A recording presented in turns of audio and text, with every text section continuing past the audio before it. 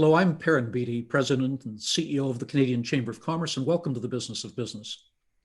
Throughout the pandemic, I'll be having a series of conversations with business leaders, government officials, and other experts on how business is affected by COVID-19 and where we go from here.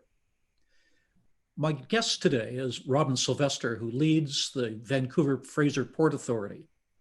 Vancouver Fraser Port Authority is the federal agency responsible for enabling Canada's trade through the Port of Vancouver, which is by far Canada's largest port. The port handles approximately $200 billion in trade annually and sustains 115,000 jobs right across Canada.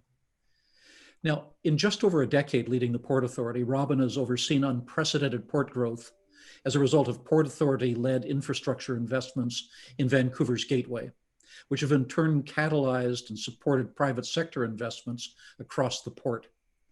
During Robin's tenure, shared investments in the Gateway have helped drive a more than 40% growth in international trade through the Port of Vancouver. It's an extraordinary record. Under Robin's leadership, the Port Authority set and is actively advancing a vision to make the Port of Vancouver the world's most sustainable port, a port that's a global leader at delivering economic prosperity through trade, protecting the environment, and enabling thriving local communities. Robin himself has an incredible CV. He's a veteran in the industry, having previously worked in several countries around the world before bringing his expertise to Vancouver. He holds a master's degree in mechanical engineering from Cambridge University, and he's completed a corporate finance program at the London Business School and the ICD Director's Education Program. He sits on a variety of boards, including, most importantly, being a past chair of the Greater Vancouver Board of Trade, and he's co-chair of the President's Group, which is a network of business leaders in BC that's focused on helping increase employment opportunities for persons with disabilities. Robin, welcome to the Business of Business. Thanks, Perrin. It's great to have the chance to be here. Well, now, throughout the pandemic, we've been reminded of the importance of global supply chains. And there's no one in Canada who's better positioned to talk about Canada's critical linkage to the rest of the world than you are. How has the port been affected by COVID-19? And what sort of changes have you made as a result of the pandemic?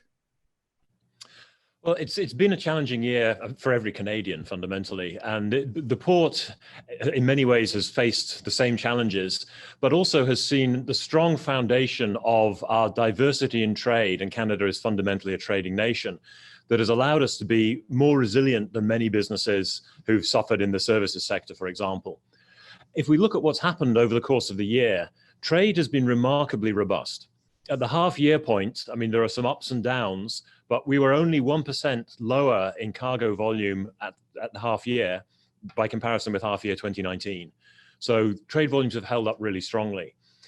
And in the mix of ups and downs, the grain sector has been remarkably strong, and we're running at record levels. In fact, at the end of September, we're nearly 20% up on the grain volumes for 2019, wow, which in itself was a record year. At the opposite end of the spectrum, of course, the cruise industry has been hit very hard, and we had no cruise ships call in Vancouver this year, which has a major ripple effect through the economy, the tourism economy, the service sector, throughout the Vancouver region and indeed throughout BC and, of course, up to Alaska. So we've seen both ends of the spectrum, but thanks to a lot of tremendous work by all of the partners in the supply chain, whether it's the railways, the terminal operators, labor, the shipping companies, the truckers, I'm pleased to be able to say that the port hasn't suffered any material disruption as a result of the coronavirus pandemic through the year. And that's created the opportunity for these really quite striking volume numbers that I've just run through. Even in container trade, which links more to consumer goods, we've seen a much less steep fall off than we saw in the 2008-9 recession, and already a faster recovery. So at the half-year point, we were around 7% down year on year for containers. We're now back to about 5% down. And in fact, in both July and August, we saw more container volumes for the month than we saw in 2019. So we're already seeing signs of that recovery in container trade, which is fundamental to much of Canada's trade with the world. Well, it's extraordinary to see figures like that, particularly considering the fact that economic activity in Canada has been much slower through all of this. And in many ways, you're a bellwether of what's happening in the rest of the economy, and that so much trade passes through the port. To what do you do to ascribe this incredible volume that you've been putting throughout the pandemic? Well, I think there are a combination of factors. If we look on the export side with commodities like grain as the standout example, but also we've seen strong volumes in potash, some softening in metallurgical coal, but that's largely to do with capital projects that are taking place in the supply chain, which will lead to more capacity in the long term. I think fundamentally there, what we see is high quality raw materials and resources being produced here in Canada, whether grain or potash or steelmaking and coal, that continue to be in demand as fundamental commodities around the world. And we've been able to keep our supply chain operational, keep it efficient, and continue to play a significant part in meeting that demand. So the underlying trade in goods has remained robust. I think what we've seen at the broad economic level, and others are more qualified than me to talk about this, but it's been a very much a two-speed recession. In areas where we've seen trade in goods, that has continued strongly. In the services sector, that's been hit much more significantly, and we see that, of course, in the cruise business. We also see some of that with auto imports. We're the really almost the sole, certainly the primary port of import for Asian manufactured automobiles or cars, and there's been a significant drop in the volume of cars imported because, not at all surprisingly, in these uncertain times, Canadians it's not top of mind for a Canadian to be thinking about buying a new car. So we're not straying very far these days. Yeah, so we've seen that mix of sort of strength in fundamental commodities that continue to be in demand, and I think what we've also seen with lots of us spending a lot more time at home, the sort of the consumer durable space has actually been quite strong. We know, talking to major supply chain users like Canadian Tire, Home Depot, those companies are seeing strong sales because Canadians are maybe investing the money that they might have spent on a vacation that they can't now travel internationally in renovating their home and those sort of things. So that's underpinned some of the strength in volume we've seen on the container side. On the imports, on the exports on containers, it's back to that resources story where high quality Canadian agricultural products are going around the world in containers as part of the export trade. When the recession struck, when the pandemic struck back in March, I think the concern that many of us had was we would see a collapse of global supply chains. We were hearing, for example, about the shutdown of factories in China, and that in turn would mean that companies in North America that were relying on equipment and other supplies to come from China wouldn't be able to have those supplies, and that markets would collapse as well. How do you explain the strength of these supply chains and their durability through all of this? Well, we saw quite a bit of that pattern in the trade through the port. So we first saw the slowdown happening in January and February, exactly as you say, not because demand had fallen in North America, but because supply in China was constrained, or supply in Asia was constrained by the emergence of the pandemic there. We then saw the volumes start to improve as manufacturing came back online in Asia, only for demand to fall in Canada through the sort of April-May period as we were locked down. But we fairly quickly saw that those volumes come back up, as I say, because I mean, fundamentally, the economy has been affected, different parts of the economy have been affected in very different ways. But so much of our daily life depends on goods that are either imported from overseas or manufactured in Canada using raw components, raw materials that are imported from overseas. And those supply chains have kept going, and to a large extent, those industries have kept going, which has been really important to the overall Canadian economy. Some parts of the economy have been hit really hard. Other parts have been able to continue operating by virtue of the robust performance of the gateway supply chain. Some of the discussion that has existed around the world after COVID struck was that business would be fundamentally changing the way in which it managed its supply chains, that moving away from just in time to just in case, that nearshoring production so they wouldn't have to rely upon supply chains around the world, and or stockpiling so that in case of a slowdown or a shutdown of a supplier, they were able to get their hands on goods, or simply diversifying supply chains, making sure that all of it wasn't coming out of China or out of one country, and that if something went wrong as a result of a pandemic or other political problems, there'd be an alternative. Have you seen permanent changes in terms of the structure of trade as a result? I think it's too early to say we've seen permanent change. We've certainly seen companies starting to seriously consider actually all of those different sort of options that you describe. And I think we will see a move to slightly more structural resilience in supply chains, with maybe slightly larger stocks being held locally against buffers. And I think exactly as you say, diversification of sources of manufacture. I think that it's unlikely we'll see wholesale movement of manufacturing for everything back to North America. I think the complex nature of manufacturing globally and the costs associated with that mean it's very unlikely we'll see everything come back on shore. But I think we may well see some strategic things coming back on shore. We're already hearing of sort of personal protective equipment manufacture being moved into sort of more local production, which I think makes a lot of sense. But then again, even in those cases, a lot of the raw materials and components for that are still going to come from markets around the world and still depend on international supply chains to ensure that they can continue functioning in a stable way. So I think we are going to see a number of changes, but I certainly don't think we're going to fundamentally see Canada cease to be a trading nation. I think quite the reverse. We've seen from the resilience of the port system and the exports that are handled through the port, how important trade is to our economy, particularly at times like this when our economy is under pressure for a whole range of reasons. So I think we will see some strategic change to supply chains to build in more resilience, and some components starting to be manufactured here, even though that will cost more for strategic reasons. But I think we'll also continue to see a growing diversity of international supply chains serving Canada through gateways like Vancouver into the long term. Robin, most of the CEOs I've spoken with have said that their business is being changed by COVID and it won't look the same afterward, that they've changed the way in which they've organized themselves. They've gone more digital, or they are working remotely, or they've made other changes to the structure of their operations.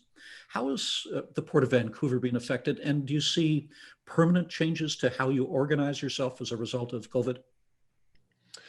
Well, I think certainly there are a number of changes in the way that the port system works that will endure. I mean, for those who are predominantly office-based, I don't think we're going to see people moving back to 5 days a week, 48 weeks a year in the office. I think we're going to see a mix of office-based and remote working.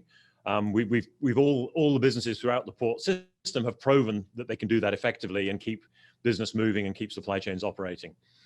But I think in some ways, some of the fundamentals for the port system will remain much less changed than in some other areas, because we're still about physical movement of goods.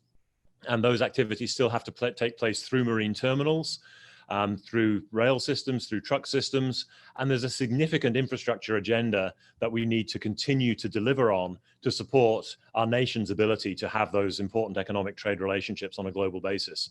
And I think if anything, what we may see is, as you mentioned in your opening comments, an increased recognition of the importance of resilient supply chain capacity to serve our interests nationally as well as personally.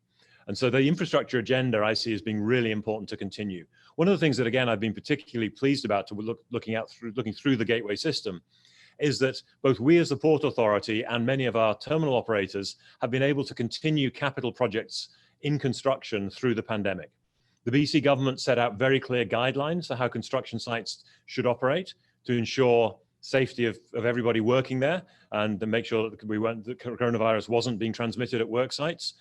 Everyone in the system has diligently followed those protocols and sure enough been able to continue construction without having workplace transmission of coronavirus, which is of course exactly as it should be. And to take one example, we as the Port Authority are leading a $500 million project to invest in the Centerm container terminal to increase capacity, and we've been able to keep that project moving ahead throughout the pandemic, delivering significant local economic benefit during the time when the economy was otherwise very challenged, and continuing to keep that project on schedule for delivery to create new capacity. It's a really important project. It's a 60% increase in capacity for the terminal, with only a 15% increase in landmass. And again, coming back to this sort of question about, will we see changes in manufacturing supply chains?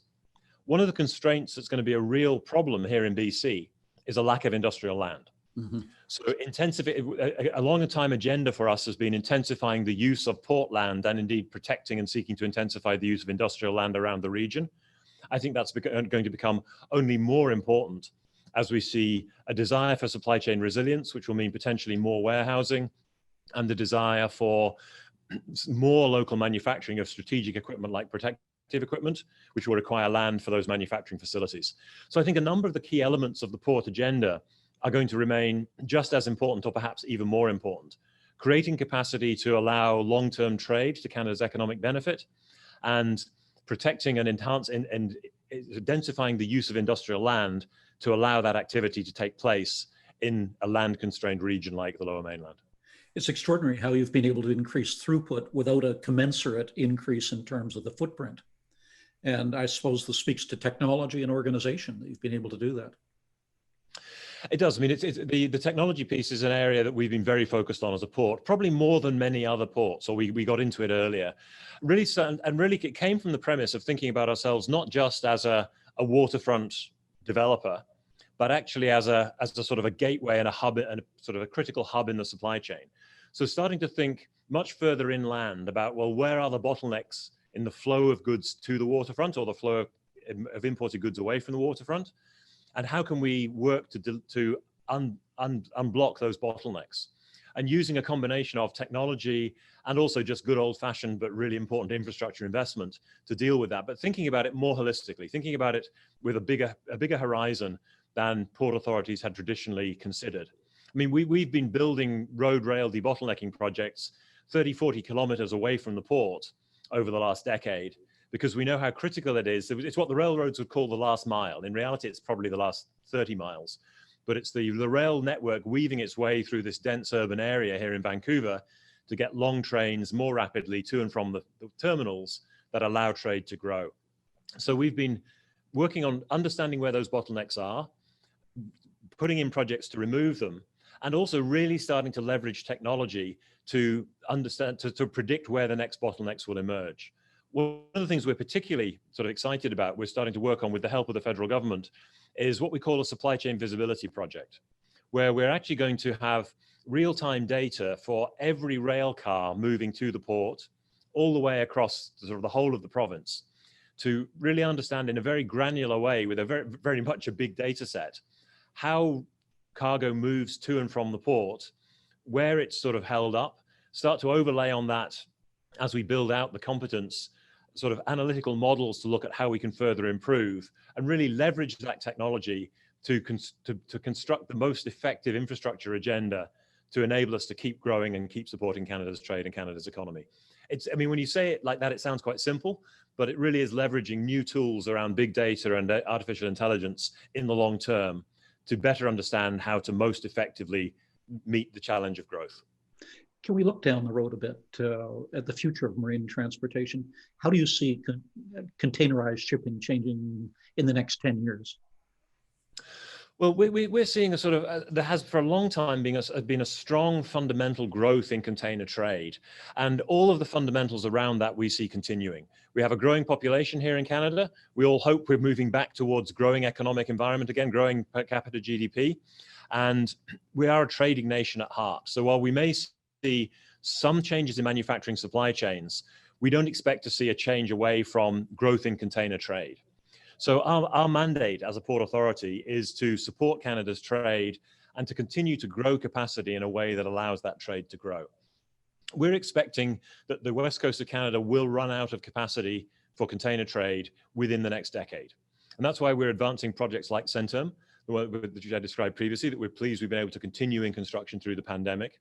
But also, very importantly, we're advancing the Roberts Bank Terminal 2 project, which is a generational project to deliver roughly another 30% capacity here in the port in Vancouver, which will allow that container trade to continue growing into the long term as we continue to grow as a nation and grow our trade relationships.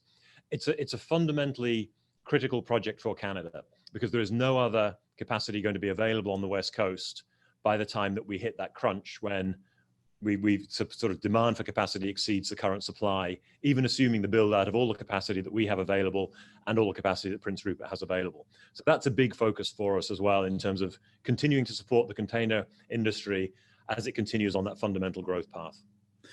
Yet, despite all of this development and all of the increase in terms of throughput, you're also committed to making the port one of the most environmentally friendly anywhere in the world. How do you balance those two? How do you achieve that? Well, achieving that balance is absolutely critical to what we do. And we've set out, as you mentioned in your opening statement, a vision to be the world's most sustainable port, recognizing and having defined sustainability for a port and a gateway as the balance between economic prosperity through trade, a healthy environment, and thriving communities. And the key word there is balance. It's easy to say you shouldn't do one thing or you should do one thing. But saying you need to be the best at all three of those to be successful creates a complex challenge about managing interplay between the factors. So we invest a lot of time working in the community and understanding what the local community wants as part of the way the region develops and what they want from the way the port develops. We invest a huge amount of time. We were the first port in Canada, only the second in North America to have full-time environmental staff. That's looking back about 20 years now. We now have a team of between 15 and 20 environmental professionals focused on ensuring that as we grow, we not only maintain, but actually improve the environment. A big focus, for example, for us is what we call the ECHO program. It's managing the impact of marine shipping on cetaceans, on whales. We're very fortunate here to have killer whales, humpback whales, even fin whales starting to appear, again, in the waters around British Columbia. We really want to make sure that those cetaceans are protected. One of the challenges for them is noise related to shipping, especially for killer whales which hunt by echolocation. So we've been doing a lot of work with great support from a huge stakeholder group that includes First Nations, environmental groups, government, industry, to really understand, first build the data set. It comes back again to the technology. Understand the problem by building, we think we have the biggest non-military data bank of ship noise in the world. And we only say the biggest non-military data bank because we don't know how big the data banks the military have got are, but we assume they've got big data banks as well. But we've built that up over many years now of measuring sort of from hydrophones on the seabed, the noise that's made by shipping, whether it's international trade shipping related to the port or ferries shuttling between Vancouver Island and the mainland, or sort of coastal trade that's sort of not related directly to the port, building up an understanding of how that noise is manifesting in the areas the whales use, and then how it can be reduced by slowing vessels down, by changing to new propulsion technologies, new types of propeller, and by really also ideally moving to a state where we only slow the ships down when we know the whales are there. We're starting to move towards that level of capability. And already in the last year, we were able to reduce noise in the general area around the Georgia Strait of 3 decibels. That's 50% noise reduction. So this is a voluntary program with tremendous buy-in from all parts of industry to transit the areas where the whales tend to be slower at the time of year the whales tend to be there. And in doing so, reduce the impact of noise, or reduce the noise, reduce the impact that has on whales. So it's a great example of the sort of work that we've been leading as a port authority to really manage that complex balance of wanting to enable growth in Canada's trade for our overall economic prosperity, but do it in a way that not only doesn't further damage the environment, but actually reduces the impact on the environment. It's a complex balance, but it's something we're starting to demonstrate significant success in through these sort of collaborative programs. Can we talk for a minute about competition? Canadians outside of British Columbia often think that if we're trading into the Asia Pacific, it must be through the Port of Vancouver.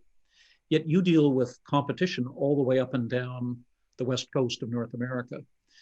Who are your competitors, and what's the nature of that competition? How readily can somebody shipping move from one port to another? Well, it varies by segment. So if you look at something like sort of grain or coal, the creation of capacity is a key element in providing the long-term competitiveness of supply chain.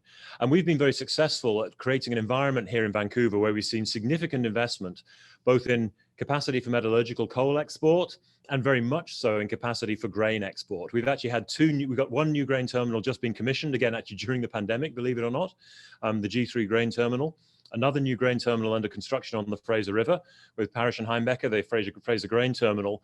And so we compete with other ports to get that investment, to make sure we're a competitive environment for those investments to take place, for those long-term supply chain investments for sort of Canadian trade.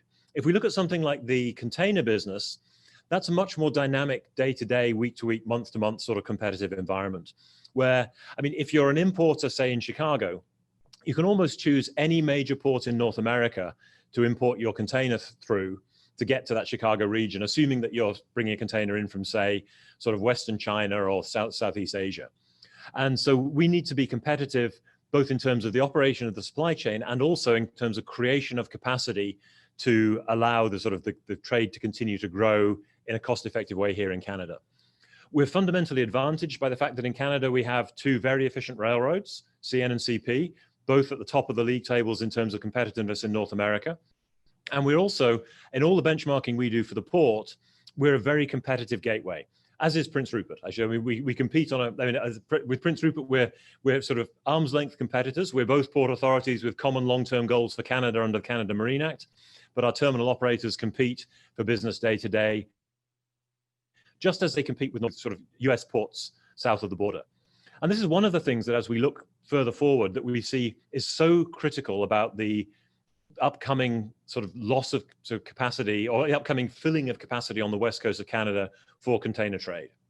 If we run out of capacity and we fail to deliver the Terminal 2 project, which is the only project that can be ready in time for that capacity crunch, we as a nation will become dependent on the US for our container imports and exports if we want to grow further. And I think that's a position that all of us as Canadians would say, that doesn't feel really a very good position to be in. We should have control of our destiny by responsibly building the right capacity here in Canada to enable our trade to grow. That's why the Roberts Bank Terminal 2 project is so important. In terms of competitive advantage that Canadian West Coast ports have, I think most Canadians aren't aware of the fact that sailing times to Asia are shorter from Canada than they are from the US. They are absolutely. I mean, if you look at the Shanghai to Chicago container routing, the shortest sailing times are here through Canada. They're 2 or 3 days shorter than moving a box in through Los Angeles. And when you add that sort of shorter sailing time to an efficient railroad transit with all of the investment that we've been undertaking with support from the railroads and indeed support from the federal government through the Asia Pacific Gateway and Corridor Initiative originally, and then recently through the National Trade Corridors Fund, we've got a very efficient supply chain with cost-effective land, rail connections, and shorter sea connections to bring that cargo into North America, much more efficient for Canada and even more efficient for significant parts of the US.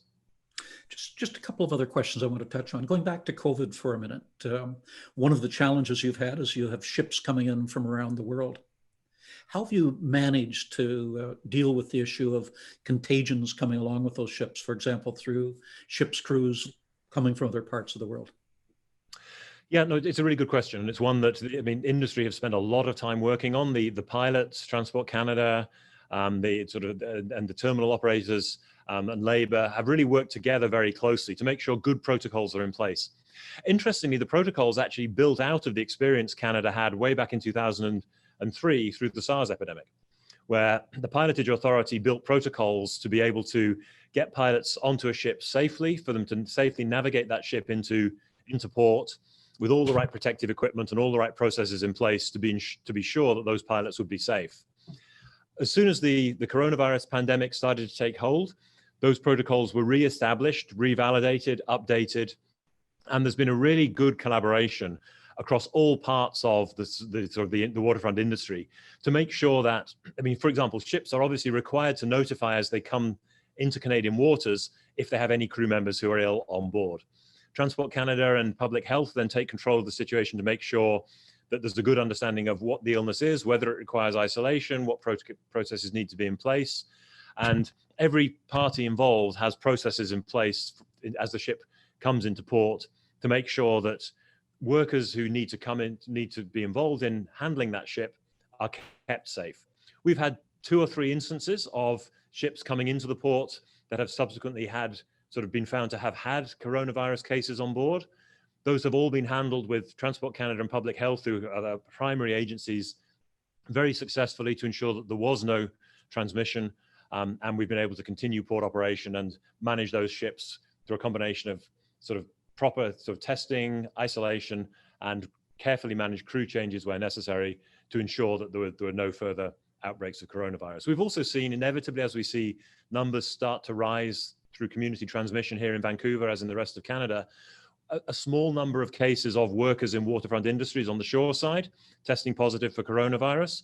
And again, to the credit of the labor unions, the BCMEA, who are the Employers Association, and all of the businesses involved, The protocols that were set up back in March have been continuously applied, adapted, and improved.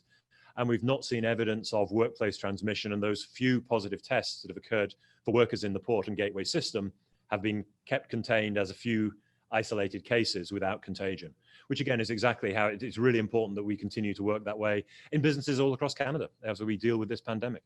It's great that the system's working well.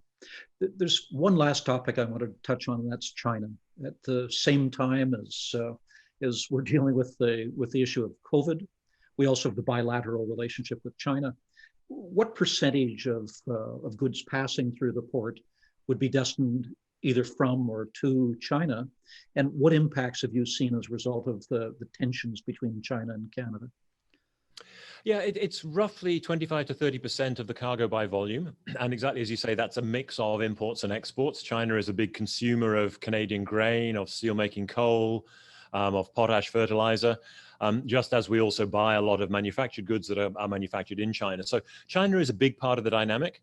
But if you look at the sort of the top 50% of trade, it's a combination of China, Japan, and Korea. Interestingly, you then get to India and the US, if you take the top 5. And India is literally half a world away if you look at a globe. So we have, through Vancouver, as a nation, very diverse trading relationships. We trade with 170 different countries through the port here in Vancouver. And we're seeing over the last few years some movement of cargo balance from China into other Southeast Asian countries, and even that increasing trade relationship with India, which is fundamentally actually export pulses, so specialty grains, in containers. So it's really a very diverse set of relationships. China is the single biggest, but is not growing its share. It's probably, if anything, we're seeing the share reduce slightly as a result of that diversification towards other Asian markets. And I think coming back to where we started in the conversation, that's a pattern that we'll continue to see increase. I mean, China it's a huge economy, a large population base, very likely will need large quantities of the sort of high quality resources we produce here in Canada, particularly food related resources. But I think we will also see a growing diversification of the import supply chains around other parts of Asia, where importers can then get a balance of the cost efficiency of those sort of Asian-based supply chains with highly efficient supply chains into Canada through Vancouver, but supply chain diversification giving that resilience that we saw tested in some critical personal protective equipment at the beginning of the pandemic. I think we'll expect to see more diversification of those supply chain relationships, which means having an efficient gateway to the countries across the Pacific is even more important to Canada to support that diversification in trade and that resilience. Robin, you set out some of the challenges you see for the port in the years ahead, and some of those are major. Yet you seem as enthusiastic and energized as when I first met you. After you first came to the port, you have the same enthusiasm as you did then. How do you see the future of the port? I think we have a very strong future ahead of us. I mean, it really comes back, the biggest challenge we have comes back to managing that balance that we discussed sort of over the course of this discussion. It's the fundamentals, I think, for the port on the west coast of Canada here are fundamentals of growth.